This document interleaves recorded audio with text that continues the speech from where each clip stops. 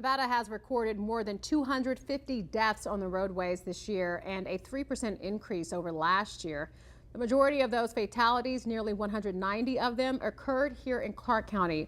With those fatalities comes a number of hit and run accidents, most recently last week when a pedestrian was struck and killed by someone driving an orange Dodge Challenger. With the number of increased fatalities combined with reports of hit and run accidents seemingly every week, what policies are in place right now to help the police solve these crimes and what changes could be coming in the future?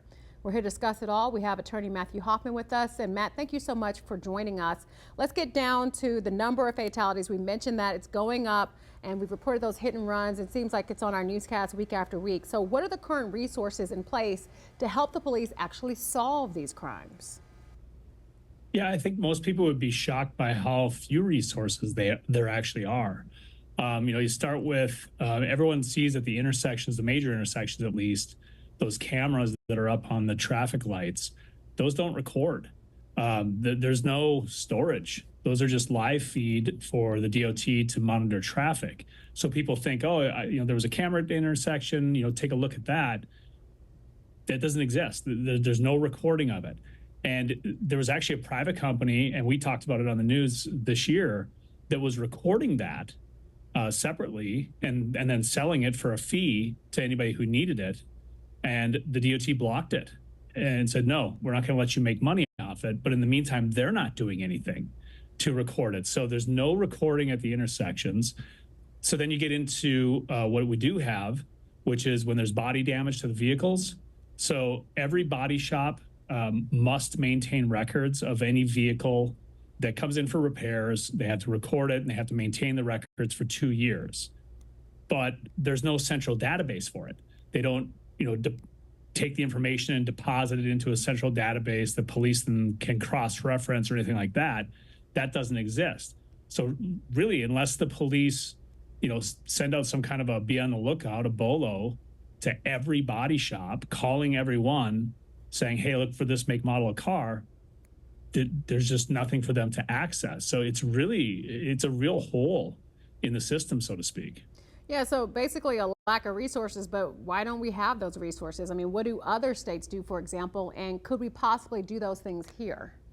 Yeah, I mean, it's a lack of resources from a lack of money or lack of funding, primarily.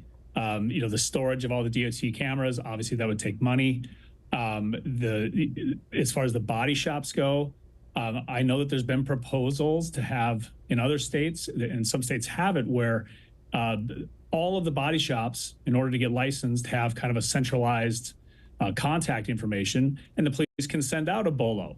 And then that way everyone gets an alert, every body shop, hey, if you see an orange Dodge Challenger come in with damage to the front right quarter panel, let us know. That's something that probably should be implemented on the cheap side to at least have an alert system to the body shops. But the biggest one would be if there was some type of a central database for body shops to report every accident, and it's just there, and that would allow the police to then cross-reference it and see if anything matches and further their investigation. But on the flip side of that, Latoya, is if you're the police, you're already overwhelmed with work. You're going to say, well, if we're going to actually solve all these crimes with these resources, we need more officers. And so it always comes back to funding. I mean, the one thing I would look at is those cameras and the storage.